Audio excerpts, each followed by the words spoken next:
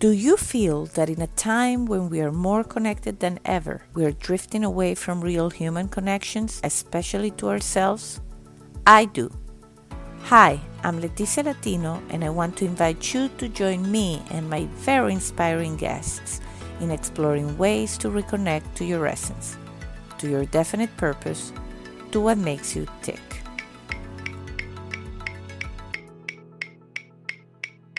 Are you ready? Hello there, and welcome to a new episode of Back to Basics, Reconnecting to the Essence of You. I'm your host, Leticia Latino, and I'm excited to introduce you to Dr. Michael Steger. He's the director of the Center for Meaning and Purpose. He's also a psychology university professor.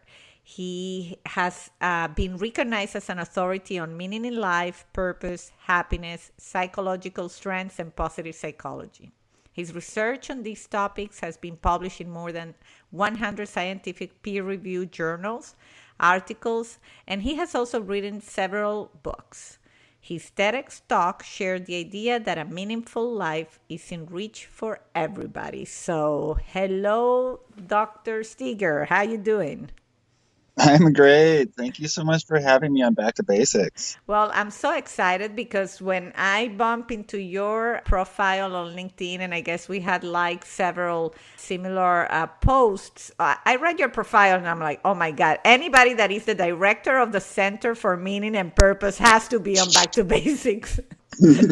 That's awesome. Thank you. Yeah, and then I saw your TEDx talk, and it's amazing. You're a great speaker, by the way, and I'm just very, very excited to chat with someone that is an authority on this subject, because we normally go, with day-to-day life from normal, average people, but you are the first, let's say, authority on the subject that I have on the show. Well, it's very kind of you to have me, and thank you for being so nice about my TEDx talk and my other speaking stuff. I appreciate it. And I'll try to be normal as well as Yes, please do so. And so that you're normal. I always start, you are a psychologist, sorry. And so I'm always very interested to the journey to becoming, our what we do or to get to our profession. So the first question I ask is, who was Mike as a young boy? What were your passions? What did you like to do? And is it at all related to what you're doing today in life? Yeah, I think that's a great question. I have been asked where my interest in what life is all about and meaning and purpose is from before, but not really trying to characterize me as a young boy. I was probably I didn't really understand how to manage my own emotions very well. So I was really enthusiastically. I get really disappointed if other people didn't like what I was enthusiastic about. And, eventually I learned that emotions are all bad and I should never have them. I've unlearned that. But, so I think really what it was for me that does connect the dots is just a lot of curiosity. And then combined with the idea that I took pretty seriously that we should all be striving to be better for our own sake and for the sake of others as well. So that just led me to wonder what else is out there? What more should I be considering and learning about and trying to be better at? So you were always kind of into investigative work, because when I think about psychologists, I think like, human CSIs kind of teams where they dig and search and try to find solutions. So you were that very young.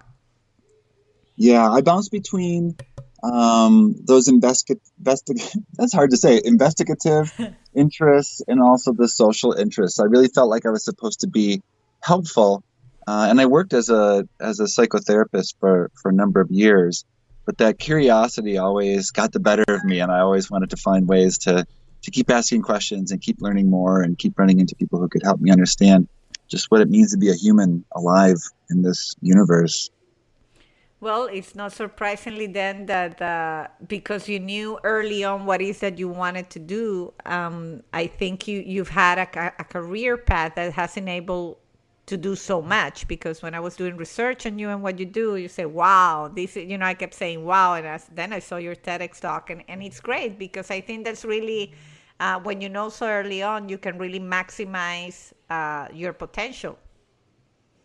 Yeah, thank you for saying that. I think I haven't ever really had a very clear career plan per se, but I have had a lot of conviction about my life plan.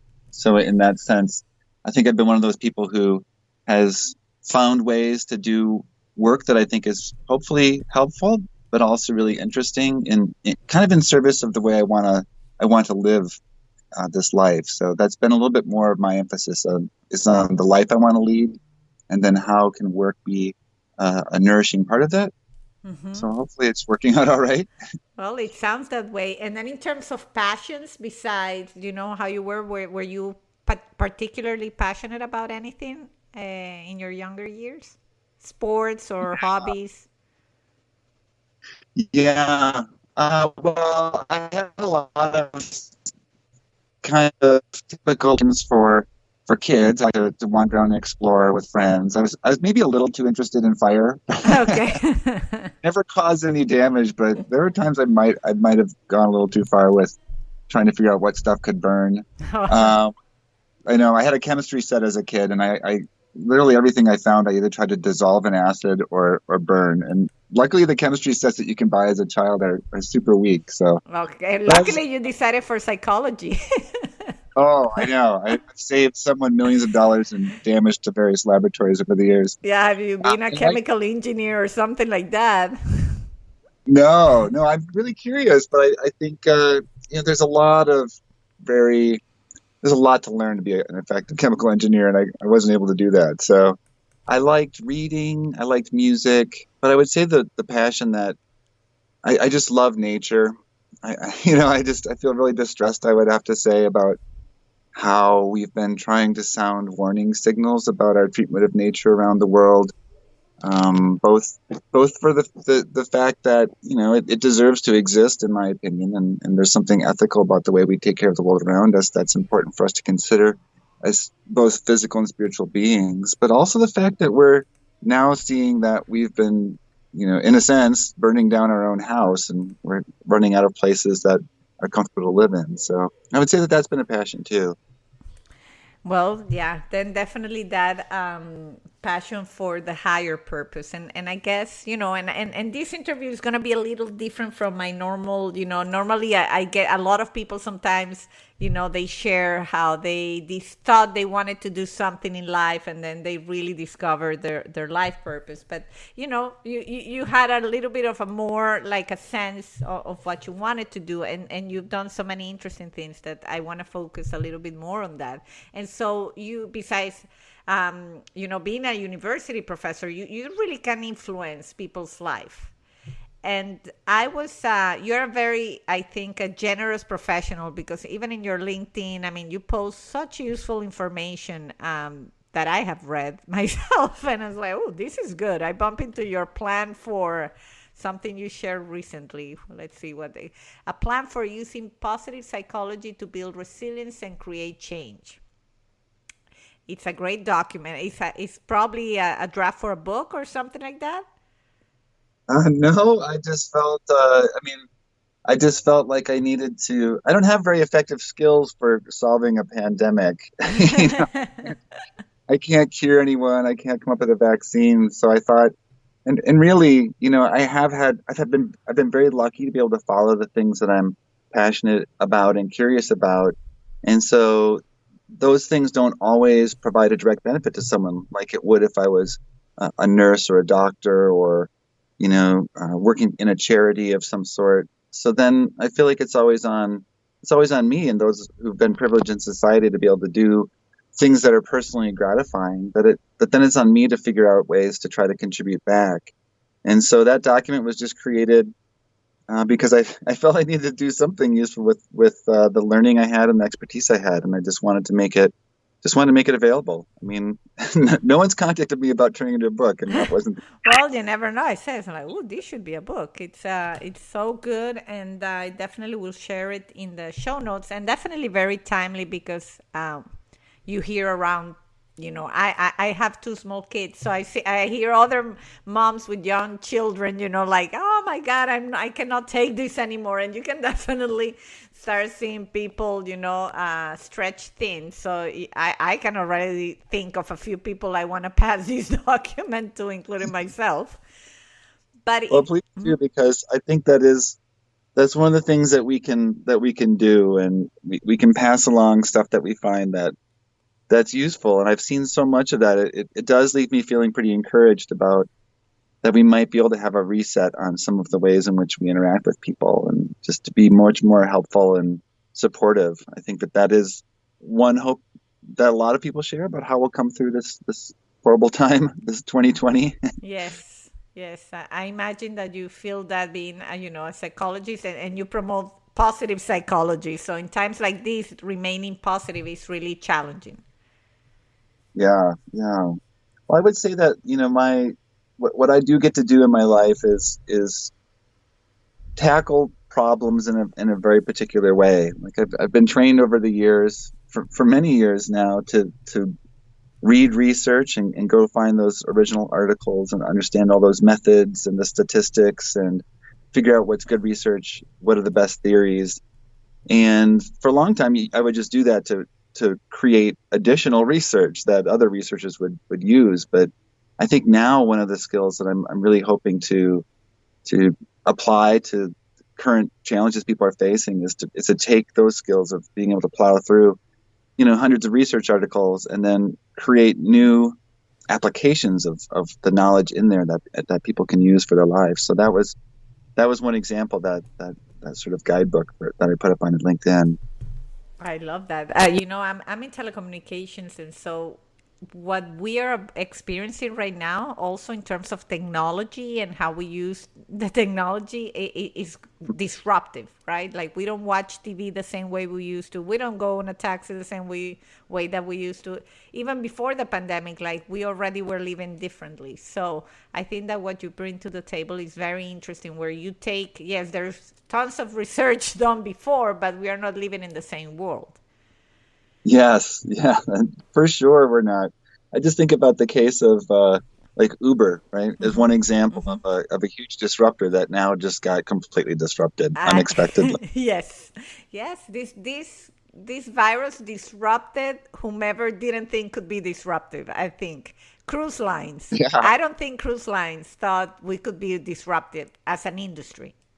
No, I mean, what Richard Branson was Yes. developing the first Virgin cruise ship, Yes. and that's usually a pretty smart business person. So yeah. And he's, heavily invested in traveling, like, the Brightline here in South Florida, and the airlines. I mean, it's just, I think it's very humbling experience what we're going through to really show us that nothing is for sure. Yeah, for sure. And what I experienced since, well, it was interesting. So 2020, my biggest challenge, I thought, coming up this year was trying to figure out how I could fit in all my traveling for keynotes and workshops. I really thought, I was really excited I was going to be able to bring my kids with me for the first time. We were going to go on, just father-son trips, daddy-daughter trips to various places around the world where I would give a talk or a workshop, and then we just explore together. And I was really looking forward to that. But I was also a little stressed because it was quite a lot coming up. And then all of a sudden, everything I'd been preparing to worry about was gone, and 100 new things that I'd never even thought I was going to be thinking about popped up. And I found myself just hating the word pivot, right? No, I hear you. Pivot. Yeah. And kind of like the rest of the world, for me, it became really important to try to figure out, like, well, what am I?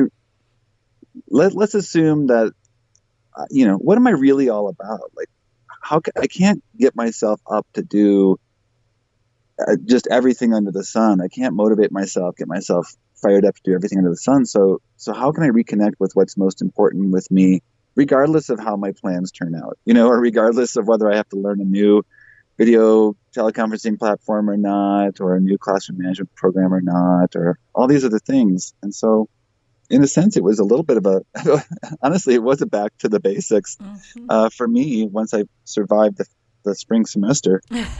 Just trying to figure out, like, what is motivation? So that was another topic that I tackled recently. It's like, what is motivation, and why is it so tricky? especially right now when we're just pivoting until we're so dizzy we just fall over. Yes, and did you come up with the answer? I did. Yeah. So again, it's nice to have a skill set where you can read super boring things without getting bored, and in fact being really excited. So yeah, I think I did. So I created a program and a model, a blueprint folks can follow to really integrate the best research and theories about why we do what we do and how we can find the right goals for the right reasons, and then sustain and be able to renew motivation under a variety of circumstances. So it's kind of just a one-stop master your motivation and link it to the power of purpose idea. So it was kind of exciting for me to be able to do that, even though everything else was making me nuts. Well, I can definitely relate. And for people that follow the podcast regularly, I've had a couple of episodes ago, I actually talked about that. I went through a very similar process. I had been thinking about creating my webpage, like my personal webpage, and for a long time. And I said, okay, this is going to be my COVID baby.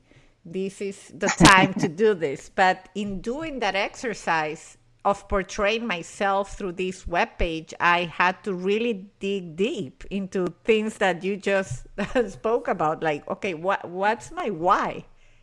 And it was a lot of work, and but I loved it. My husband looked at me one day and said, "Are you changing jobs? Are you doing something?" And like he saw me with these handwritten pages and pages of thoughts that I was coming by, and then I decided to do the Power of Awareness mindfulness program by Tara Brach and Jack Cornfield, and it was it was really an awakening. So I can definitely relate to what you just shared. Yeah, and I love your example because one of the pieces that we are told quite a lot now is that we're supposed to find our why, but there's like almost no one can show us how to do that without having what sound like really simplistic suggestions. Like there's like various formulas out there. Take your passions and take your strengths, and there's your purpose. Those things are fine to get you through a couple hours, but like finding your true why takes the kind of journey that you just described. Like it takes a structured approach and really understanding who you are and what matters to you and what you want to be doing with your time and what gets you fired up. So I think that's amazing. Yeah, thank you. That's really good. I mean, to me was the what I'm good at. Like I always kind of went into, okay, I'm a good connector. I'm very social. So people always say, oh, you're the connector master. Yeah. And then I say, yeah, but that's not my why. My why is not to connect people. I do that well, but I don't think that's my why. So in any case, it boiled down to like having to do something with inspiring people, which is what I do through this podcast, and it has nothing to do with my real job, but I just enjoy doing it and enjoy meeting people, and then in a way I'm also connecting, but it's not the main drive. So it was very, very important exercise that I did, and I'm happy I did it. And I think with all your sharing, people are gonna be excited about trying to also to find that why and that motivation. Yeah. So I mean, I actually have a similar kernel of my why, or I tend to think of it in terms of like my personal purpose. And I think one of the misconceptions about purpose is you only get one. I'm pretty sure you're keeping your children alive even as you're inspiring other people. Yeah. So both the purpose as a parent and as a Yes. adult can coexist. And so part of my purpose also is to try to inspire and encourage people. And part of my background being in the world of psychotherapy is also recognizing that even though I study positive psychology, like there are a lot of people encounter suffering and stress and setback all the time. So in everything I do, I try to think about how I can use the best of my abilities to inspire and encourage people, even when they're encountering suffering. And one of the ways I try to do that is by being curious. Another way I try to do that is by using I would say I'm using my appreciation for humor, much less, because I don't think I have a lot of talent for humor, but I have a lot of appreciation for humor. So, it's just like trying to figure out how you can weave all these little pieces together that make you really feel authentic and really you and kind of natural at trying to step into opportunities to help. I think that's a really key part. Yeah, I think you use a very key word, authentic. And one thing that I feel with this pandemic is I think it has enabled us to be more authentic in even how we are handling life. Yeah, I mean, we were kind of under the best of circumstances, we're stripped down away from a lot of the distractions and just the uses of our time that were less important. And hopefully that one of the pieces that people are getting from that is that, it's okay not to have to try to look fancy every day. It's okay not to try to show off an expensive car. Yeah. It's like, it's okay to kind of get into little stress squabbles with people you love, as long as you can work through it, because there's only so much bandwidth in homes, and the kids are taking online school, and I'm doing online teaching, and my wife's doing her online business, and Yeah. like we have these encounters, and someone eats the last of the cereal I wanted, and, Yeah. and we can't hide behind, well, I have to rush off to work, so we're gonna have to talk about this later, or we can't hide behind, just being distracted all the time. So it does get us to be better company with who we are underneath all those layers, I think. I totally agree. And I know your time is precious, so I wish I can talk to you for hours. But I do want to ask you about something that I read in your paper. And you said that many of your students have told you over the years, that class changed my life, or that thing you told me changed my life. And so I'm sure you are someone that's used to see that suffering, that struggle that you were talking about before. For anybody out there that is going through that kind of thing, what are those little things, or what do you think is the, I don't know, compelling thing that happens that makes you want to try to change your life? Yeah, I mean, we catch people at so many different points in their lives, and I know the image from my generation as a Gen Xer of college was a little bit like, Revenge of the Nerds. There are different types of people, but everyone's kind of having fun and being silly in life. And what I've seen over the recent years is that even if a student looks like they're disinterested, or looks like they just got back from a party out and are struggling to make an 11 in the morning class, that doesn't tell the whole story. And underneath the surface of so many people's lives is just a lot of effort and a lot of sad memories and a lot of maybe shame about things that they did. You just can never tell. So one of the pieces that we always start with in the class is something we call a serious introduction, and just gives people an opportunity to tell a story about them at their best. And most of those stories are about overcoming something. Whether, it doesn't turn into an ego fest. Some people have done extraordinary things like that come into my class, but the stories they tell are about how they got through something and learned a surprising lesson about their own capabilities and in a variety of circumstances. And so I would say that exists within all of us. I mean, yes, there are circumstances that can make us feel like we're broken, but I'll just say two things, because I know I tend to go on too long, and so please feel free to invite me back. No, for me, no, I'm sure my audience will be happy. So, okay.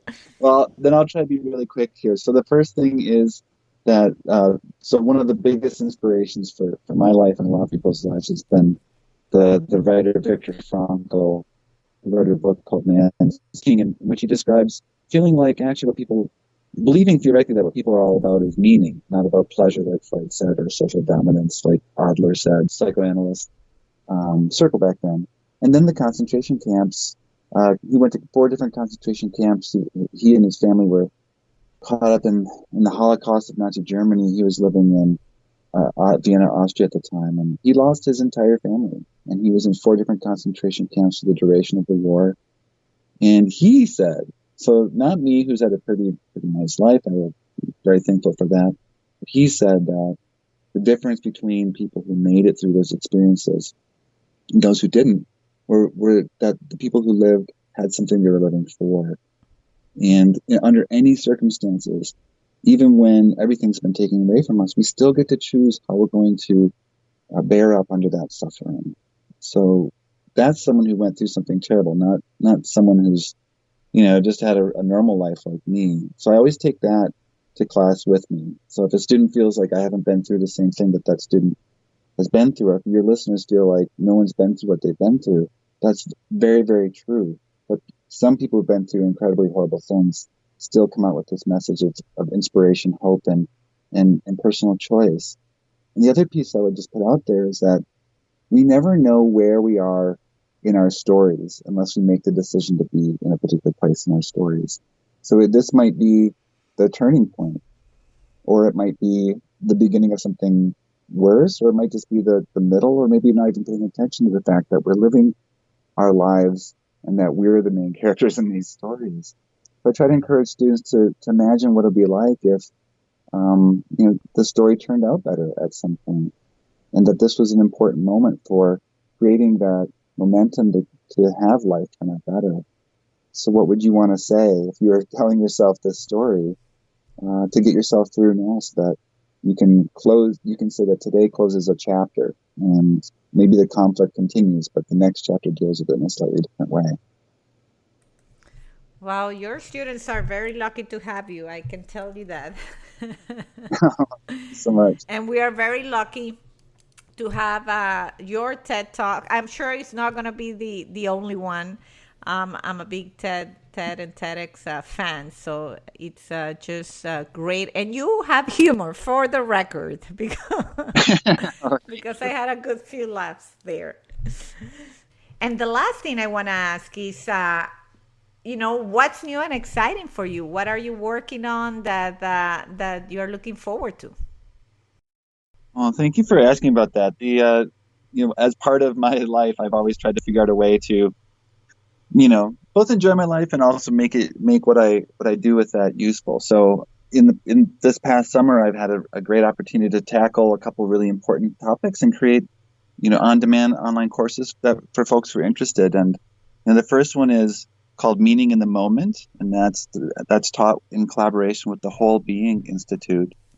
And they have a lot of wonderful courses with amazing people. And I had the opportunity to teach a lighthearted look at meaning. So not one that, is so heavy. And so it's really, it talks about things like savoring. It talks about, the way that we can think about time, but really just lighthearted, simple ways to infuse everyday life with a sense of meaning. So I'm excited about that because you don't have to read a bunch of really long articles in order to enjoy that. And then the second piece we already talked about, that I decided I really need to figure out my own, rising and falling motivation and figure out a way to make that sustainable and renewable.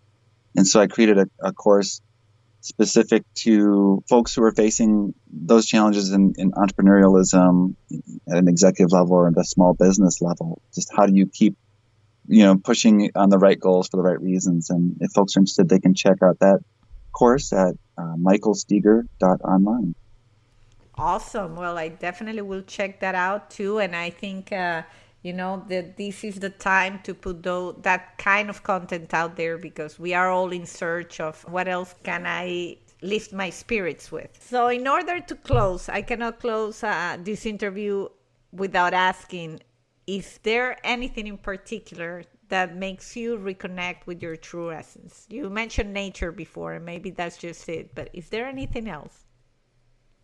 Yeah, so I think again, Leticia, we're going to find some common ground. So for me, it's what turned my life around in a lot of ways from an earlier set of struggles was savoring, and I didn't know it was called savoring, but it was just opening my eyes to the beauty and wonder of the world around me, whether that's nature, or whether that's art, or whether that's the kindness of another person. So it was this appreciative mindfulness and just awareness of the fact that there is really, there's still good stuff out there, and it really continues, as much as we sometimes neglect or even mistreat it, the beauty and the goodness in the world continues to invite us to to share in its wonder. So that keeps me connected.